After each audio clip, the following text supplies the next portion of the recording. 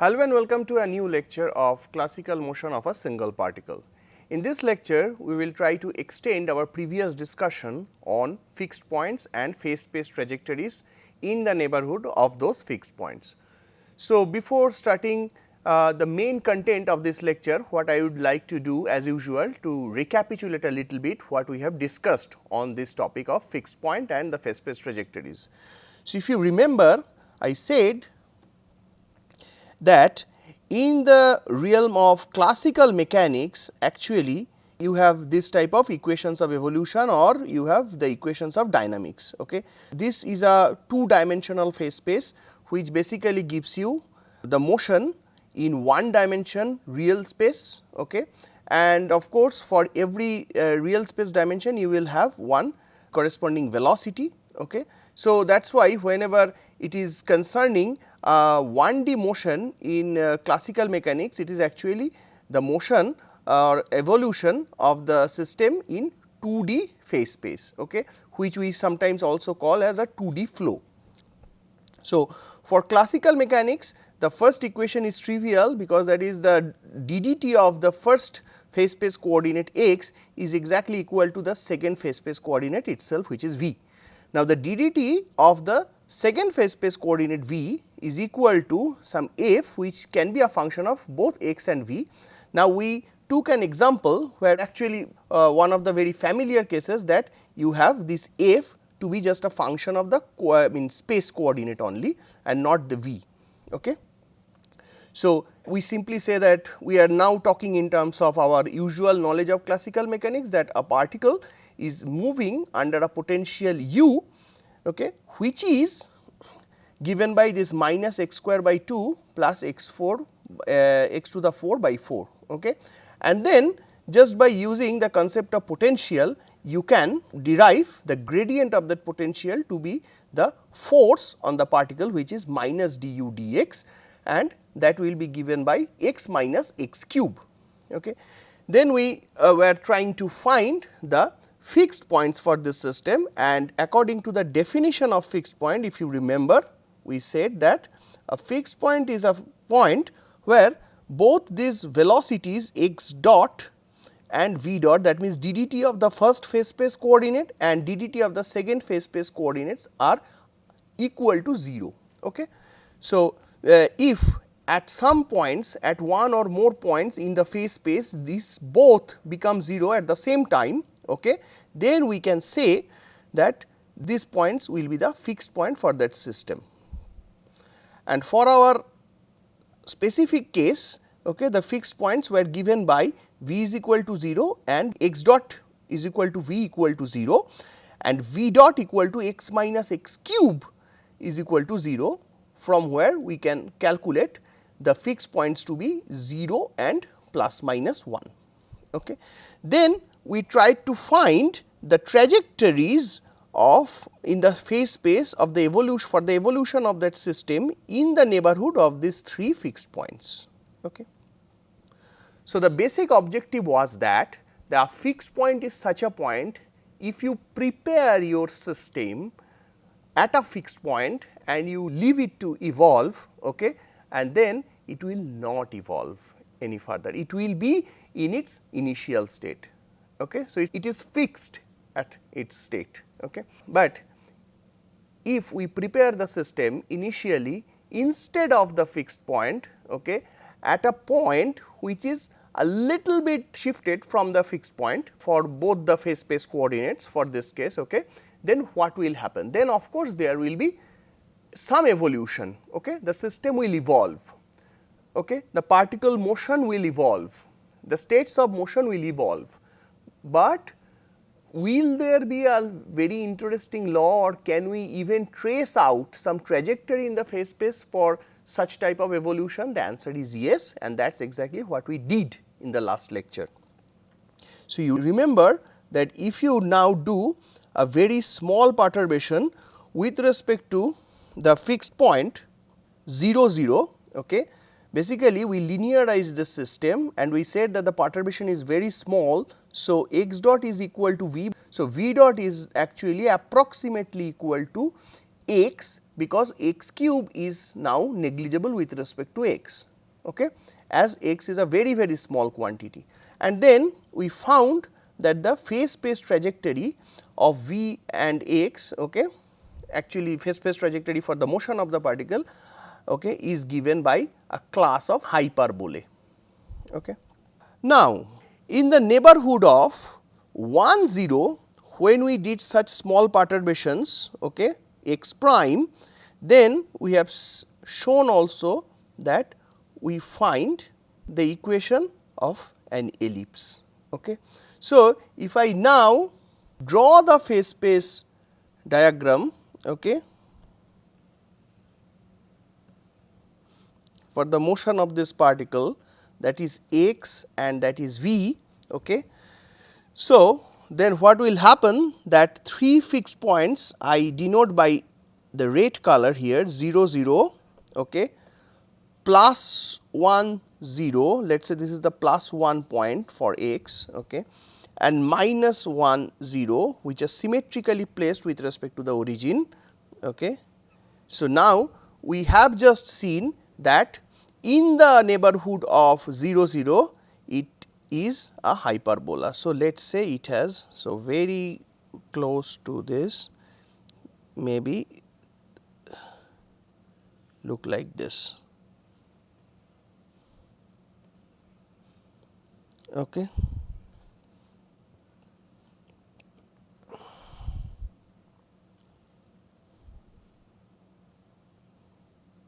Okay.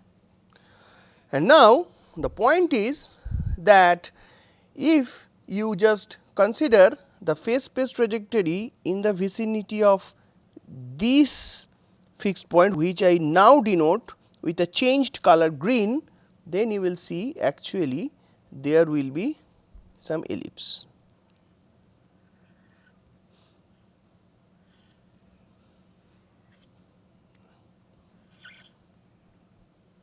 Okay. Remember, these pictures are very exaggerated, okay, these two pictures, because the hyperbolic trajectories should be applicable only very close to the 0 0 point, okay, like this, okay, where the displacement with respect to the fixed point 0 0 is very small, or the perturbation with respect to 0 0 is very small. Same thing here, but just for the sake of visualization we have drawn this. Okay. Now, I said you to do the same type of analysis for the fixed point minus 1 0, and if you also do that, you will see that it will actually behave like this fixed point, and you will also have elegant ellipses like this, okay, here. Although it should be, the ellipses should be very close to this fixed point.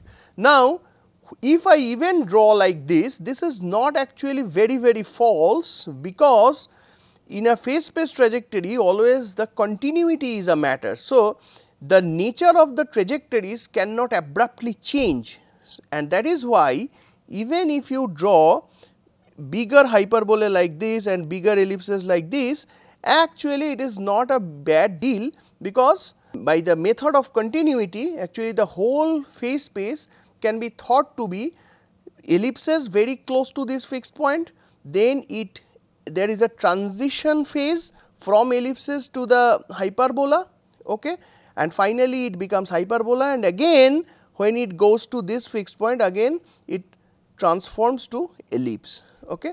There can be several, there can be some points where you can see that actually there is a very prominent phase of transition from ellipse to hyperbola or hyperbola to ellipse. Okay. Those points are a little bit subtle, and I will not go into very details on those topics. If you are interested, you can go through the very classical book, okay, by Strogatz, okay, on this subject. So, I am going to treat another problem, okay, and that is the problem of stability. How can we relate the concept of stability with that of the fixed point? So, for that what I will do, because I again said that this type of dynamical systems, the evolution of such systems, the determination of fixed points, and also finally the determination of the phase space trajectory and the stability, they are not only the exclusive property of classical mechanics. They are used in a very broad sense, okay, and they are also used in a very broad range of scientific domains, okay. And for that, what I will do, I will try to present a general picture of the concept of stability, which we can relate or connect to this phase space trajectories and also these equations of dynamics, okay. So, if we remember that, let us say we start with a very simplistic problem, that is, I have a 1D flow. So, you see, of course, the point is that no correspondence with classical mechanics, because in classical mechanics, whenever you have one phase space coordinate which is the position coordinate, you will also have an associated velocity, okay. Otherwise, the mechanics, okay, as a dynamical theory would not bear any meaning. But here I am simply thinking of any other arbitrary system for which the phase space itself is constituted of just one phase space coordinate, let us say that is equal to x, okay, and I have only one evolution equation x dot, which is a function of x, okay. In such case, now let us try to understand how to find the stability, okay. So, once again, what is the meaning of stability? So, the very general concept of stability or instability comes from the concept of whether any small perturbation given to the system, okay, imparted to the system, is actually getting increased or getting aggravated in course of time or not. If it is getting aggravated, then it is not stable. If it tries to continue to its original state more or less, or it wants to kill the perturbation, okay, then we are okay, we can say this is a stable system, okay. Now, if this is the case, then we, with that concept, we start by we start to analyze this system. So, x dot equal to f of x, f is a function of x actually. So, this is the only single law of dynamics for this system, which is not necessarily a classical mechanical system, okay. And I am now saying that, okay, if this is true, then I also know that with a fixed point x is equal to x star. So, that means that at x is equal to x star, x dot is equal to 0, okay.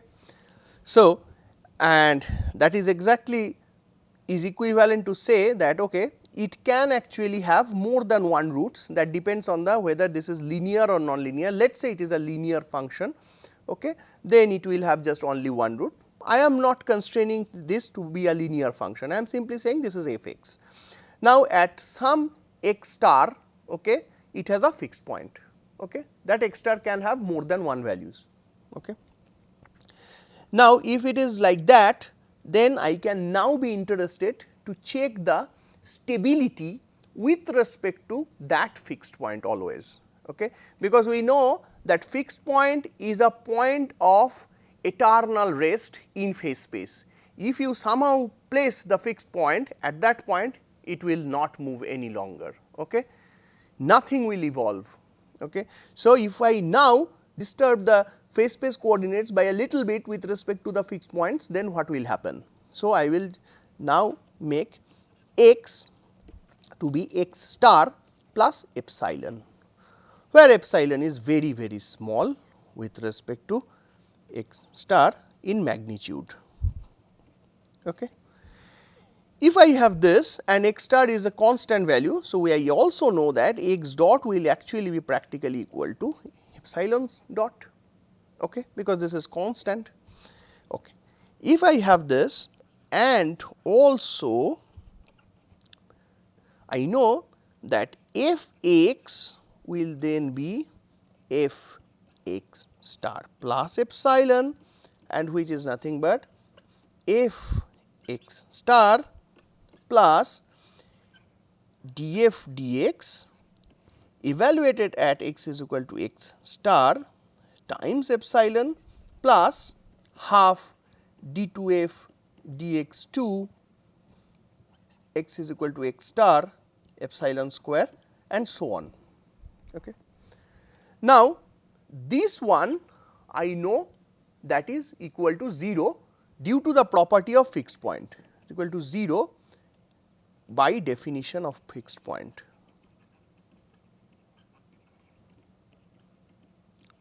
Okay. Then I have this thing and I have this thing. Okay. And now, what I will say that this epsilon is so small that I can even neglect this part, this epsilon square part. So, what can I do with this thing? I can simply say, okay, I can actually remember that x dot, which is now epsilon dot. So, now I should not use implier sign here, yeah. Now, epsilon dot, which is equal to x dot, is actually equal to now f x star plus epsilon, okay, and that is equal to df dx, okay, x is equal to x star times epsilon. So, you have actually d epsilon dt is equal to, I can call this thing as a constant beta is equal to beta, because this is df dx evaluated at a point x is equal to x star, which is the fixed point, times epsilon. So, I can simply say, okay, epsilon will actually be equal to a law which is epsilon 0 e to the beta t. Okay. So, you can simply see that this leads to a condition where the perturbation epsilon is growing with time is given by beta is greater than 0. Okay. So, that is the condition for unstable fixed point. Okay. So, if I have x dot is equal to f x in 1D phase space, okay, then I will just do the first order differentiation of that function with respect to x, okay, and I evaluate that at the fixed point. If this is positive, I have an unstable fixed point. If this is negative, I have a stable fixed point. Okay. So, I am just now going to do that if this is negative. Okay. So, if it is negative, then I have actually a stable fixed point.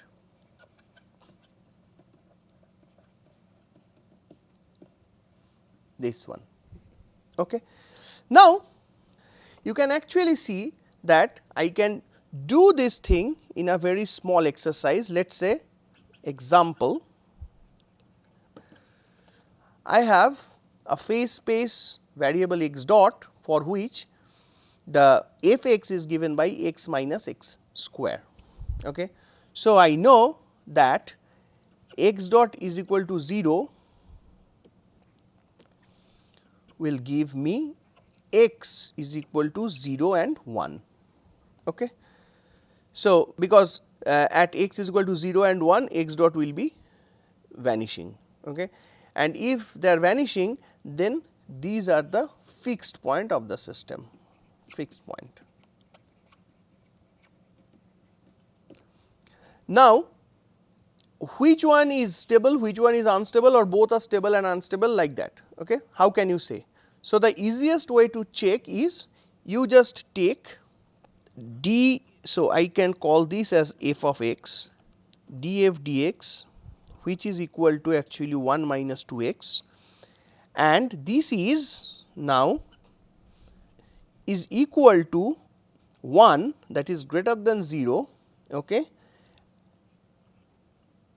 for x is equal to 0, and this is equal to minus 1, that is less than 0 for x is equal to 1. Okay. So, this thing actually said that for this case you will have an unstable fixed point,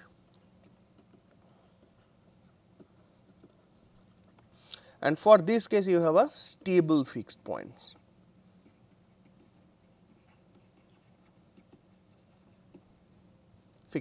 Okay. Now, can we also do this for a system with more than one dimension, and that will be very much interesting for us, because our classical mechanics will actually be one of the special cases of that system. Okay. So, we can also do that. What happens for a 2D phase space or flow, where the equations of dynamics are given by x dot equal to some f of x comma y, and y dot is given as some g of x comma y. Okay. Now, this f and g, they are not necessarily linear functions, they need not be linear combinations of x and y, okay, and also they need not be linear functions of x and y. They can be, for example, x square minus x, okay, they can be x square plus y square minus xy, for example, this type of thing.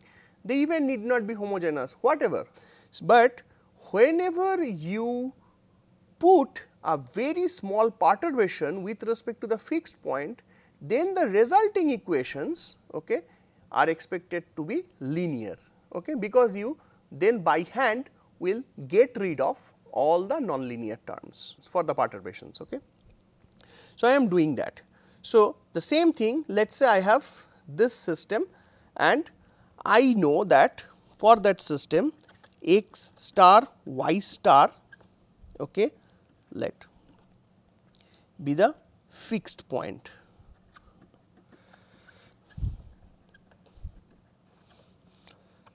Of the system. Okay.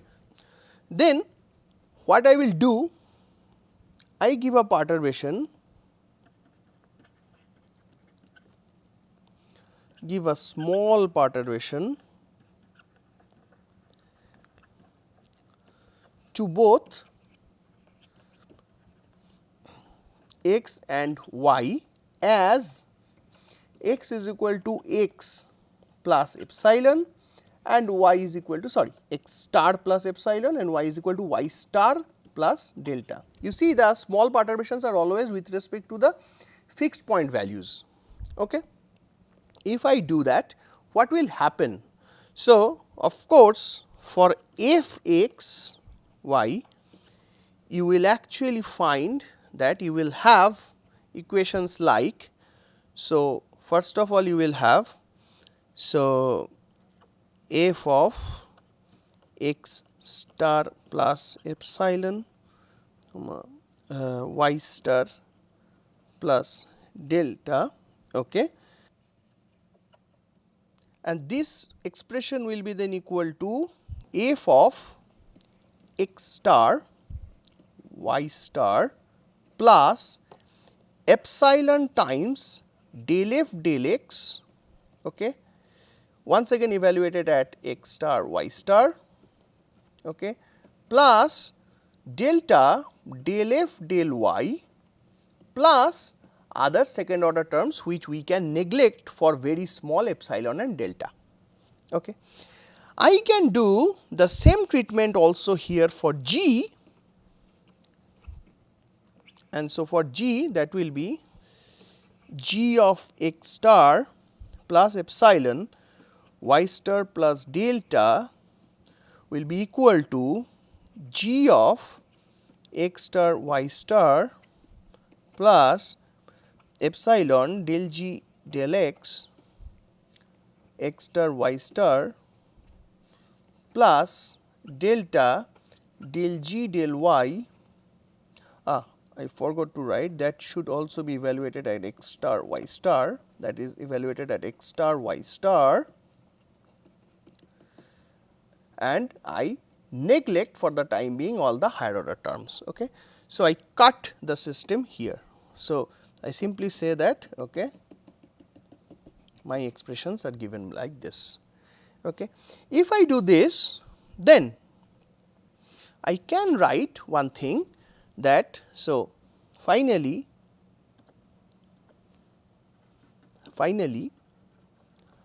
the set of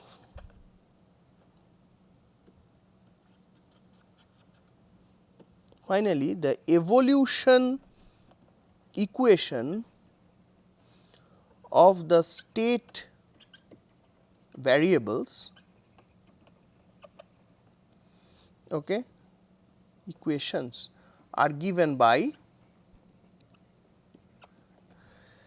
x dot y dot, and x dot, which is f of x and y, is now be equal to f of this is 0, because that is the definition of fixed point, and this is also 0 also by the definition of fixed point. So, it will simply be equal to epsilon del f del x evaluated at x star y star plus delta del f del y evaluated at x star y star, and here the same thing for y. So, you have epsilon del g del x star y star plus delta del g del y x star y star. Now, you see, at this point I can write the whole thing in a matrix form, and I can say that I can write this x dot y dot, and I call that a vector of phase space velocity. So, if the phase space coordinates are x and y, then the phase space velocities will be x dot and y dot. So, this is the vector of velocity x dot and y dot, this column matrix, and that will be exactly equal to del f del x del f del y del g del x del g del y, all are evaluated at x star y star times epsilon and delta.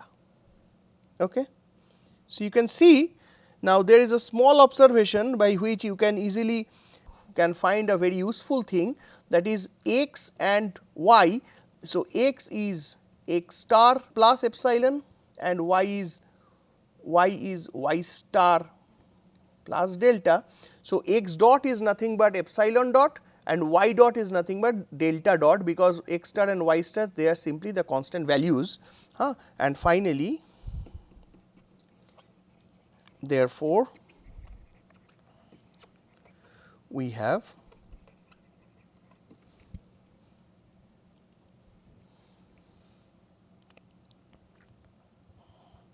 epsilon dot delta dot is equal to del f del x del f del y del g del x del g del y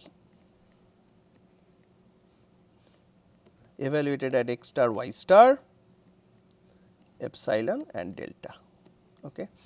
I have a matrix form for the linearized form of the equations of dynamics. If this is now a 2 cross 2 matrix, now it will also have 2 eigenvalues lambda 1 and lambda 2. Now, depending on the nature of the lambda 1 and lambda 2, actually we can think of the stability or the non-stability or instability of the fixed point. So, the rule is, it is somehow very close to what I did, where while talking about the stability or the equilibrium with respect to the potential energy of a particle in classical mechanics. This is something very analogous, okay. But here we are talking in terms of a matrix or the eigenvalues of a matrix which is consisting of the first order derivatives, partial derivatives, and this is called a Jacobian matrix. Jacobian matrix, okay. Whereas there we talked about the eigenvalues of a matrix consisting of the second order partial derivatives, okay, and we call that a Hessian, okay. But somehow both things are actually equivalent, you will also understand with time, okay. So, the point is, so Jacobian matrix has two eigenvalues lambda 1 and lambda 2. If lambda 1 and lambda 2 they are real and positive, okay, and they are real and negative, okay, and there also can be two cases, distinct or degenerate. That means the same eigenvalues are not, okay, or repeating, okay. Another is complex, another is purely imaginary. Now, for all usual dynamical systems, this Jacobian matrix actually they are consisting of real entries, okay. So, that is why even if we have complex eigenvalues or purely imaginary eigenvalues, they should be always conjugate, okay, and conjugate, okay. These are the all possible cases, okay. Whether the eigenvalues are real or complex, if it has one part which is real and if its real part is positive for any of the eigenvalues, it will destroy the stability of the fixed point. So, the fixed point will be unstable. I repeat, if whatever be the nature of the eigenvalues, if the eigenvalues are real, purely real or complex, but always having a real part, and if for one of the eigenvalues at least, if both of the eigenvalues have that, then I mean we do not think, again there is no doubt, but if at least one of the eigenvalue has a real part which is positive, okay, then this fixed point is not stable, okay, or an unstable fixed point. If the fixed point has two roots which are real and negative, this one, okay. So, this is the case where we will find stable fixed points. Another case comes when you have purely imaginary case, and that is also a case where you can have actually oscillatory type of solutions and you can have an orbit which is also in most of the cases a stable fixed point in most of the cases.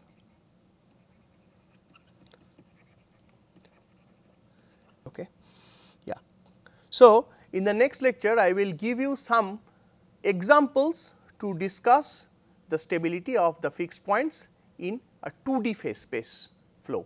Okay. Thank you very much.